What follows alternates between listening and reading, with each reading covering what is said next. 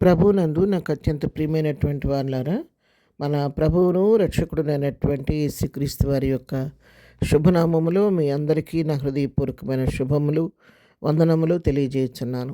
ఉదయకాల సమయంలో దేవుని వాక్యాన్ని మనం ధ్యానం చేసుకుందాము.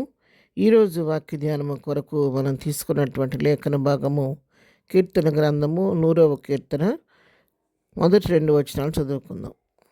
సమస్త దేశములారా యెహోవాకు ఉత్సాహధ్వని చేయుడి, సంతోషముతో యెహోవాను సేవించుడి, ఉత్సాహగానము చేయుచు ఆయన సన్నిధికి రండి. ఆమేన్. దేవుని నామమునకు మహిమ కలుగునుగాక. ఈ 100వ కీర్తన మనం చూసినట్లయితే ఇది స్తుతి అర్పణ కీర్తన.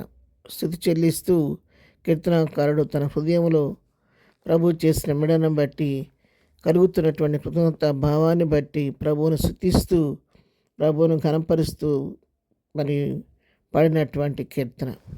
ఇక్కడ చెప్తున్నాడు భక్తుడు, సమస్త దేశములారా యెహోవాకు ఉత్సాహధ్వని చేయుడి. ఏ భేదము లేదు. సమస్త దేశములారా, ప్రపంచవ్యాప్తంగా మీరందరూ కూడా యెహోవాకు ఉత్సాహధ్వని చేయండి. ఎందుకంటే యెహోవా అందరికీ ఉపకారి, ఆయన అందరికీ మేలు చేసే దేవుడే కానీ కీడు చేసే దేవుడు ఎంత మాత్రం కాదు. కాబట్టి అందరూ ఆయన దగ్గర నుంచి ప్రతి విధమైన మేలును పొందుకునే వారమే. కాబట్టి మనం అందరం కూడా ఆయన స్తుతించాలి. కాబట్టి మీరందరూ యెహోవాకు ఉత్సాహధ్వని చేయుడని చెప్పని ప్రపంచ దేశాలన్నింటినీ పిలుస్తున్నాడు భక్తుడు ఇక్కడ కీర్తనకారుడు.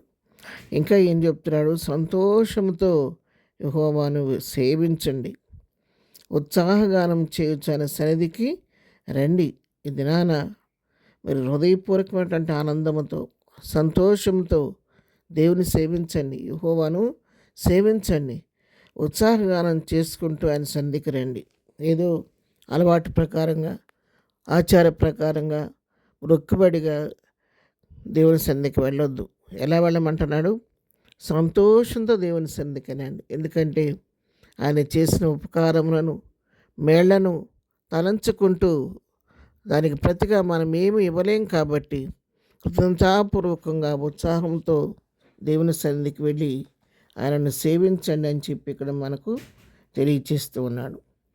ఎందుకంటే ఆయన మన దేవుడు, మనల్ని ఆయన పుట్టించాడు. కాబట్టి ఆయన మన తండ్రి. కాబట్టి మనం ఆయన ప్రజలము, ఆయన మేపు గొర్రెలం. కాబట్టి ఆయన మన తండ్రి. కాబట్టి మన తండ్రి దగ్గరికి మనం సంతోషంగా వెళదామని చెప్పి భక్తుడు తెలియచేస్తున్నాడు. ఏ విధంగా వెళ్ళాలో ఇంకా కింద కూడా చదివినట్లయితే మనం 4వ వచనంలో, కృతజ్ఞతార్పణ చెల్లించుచు ఆయన గుమ్మములలో ప్రవేశించుడి, కీర్తనలు పాడుచు ఆయన ఆవరణంలో ప్రవేశించుడి, ఆయన స్తుతించుడి, ఆయన నామమును ఘనపరచుడి. కృతజ్ఞతాపూర్వకంగా కృతజ్ఞతార్పణలు చెల్లిస్తూ ఆయన గుమ్మంలో ప్రవేశించండి. మీకు ఆపద సమయంలో మీరు మొక్కుకున్నటువంటి మొక్కుబడులు, మీ కృతజ్ఞతార్పణ తీసుకుని ఆయన సన్నిధికి రండి.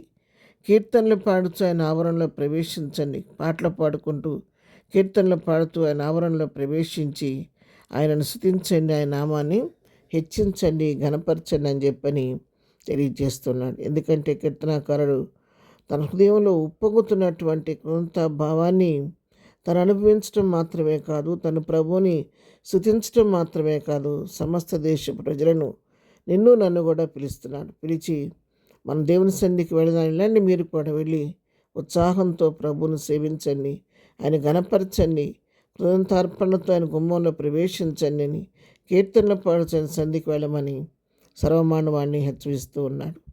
దావీదు అంటాడు 103వ కీర్తనలు అంటాడు కదా, నా ప్రాణమా యెహోవాను సన్నతించుము, నా అంతరంగమున్న సమస్తమైన పరిశుద్ధనామను సన్నతించుము, ఆయన చేసిన ఉపకారంలో దేనిని మరొకమని చెప్పి తన ప్రాణాన్ని హెచ్చరించుకున్నట్టు ఇక్కడ కూడా కీర్తనాకారుడు తన ప్రాణాన్ని హెచ్చరించుకొని తను స్తుతించడం మాత్రమే కాదు, ఉదయకాలం సమస్త దేశముల వారిని నేను నన్ను కూడా హెచ్చరిస్తుండగా మనము కూడా ఈ వారంతా ప్రభువు చేసిన మేళ్ళను తలపోసుకుంటూ ఈ పునరుద్ధాన దినాన్ని దేవుని సన్నిధికి వెళ్ళి సంతోషంతో దేవుని సన్నిధికి వెళదాము.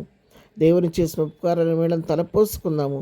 ఆయన సన్నిధిలో కృతజ్ఞతాపూర్వకంగా ప్రవేశించి కీర్తనలు పాడవచ్చు, ఉత్సాహధ్వనితో దేవుని సన్నిధికి వెళ్ళి ఆయన సన్నిధిలోని సంపూర్ణ సంతోషాన్ని, ఆశీర్వాదాన్ని పొందుకుందాము. ప్రార్థన. ప్రేమగల తండ్రి, ఉదయకాలం మాకు ఇచ్చినటువంటి శ్రేష్టమైన వాక్య భాగాన్ని బట్టి నీ కొందనాలు నాయనా.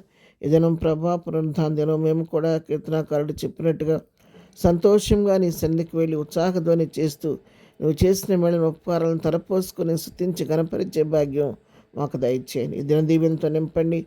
చేయి పని పట్ల రాకపోకలు క్షేమం దయచేయండి. దినం బర్త్డే మ్యారేజ్ చేసుకున్న వాళ్ళని దీవించి ఆశీర్వదించండి. బలహీనముటి స్వస్థపరచండి. దుఃఖరున్న వారు ఓదార్చండి. ప్రతి ఆరాధన ద్వారా మీరు మహిమ తెచ్చుకోమని ఏసునామములో ప్రార్థించి వేడుకొంచున్నాం తండ్రి. ఆమెన్. ప్రభు కృప సదాకాలం మనందరికీ తోడై నడిపించును గాక. ఆమెన్.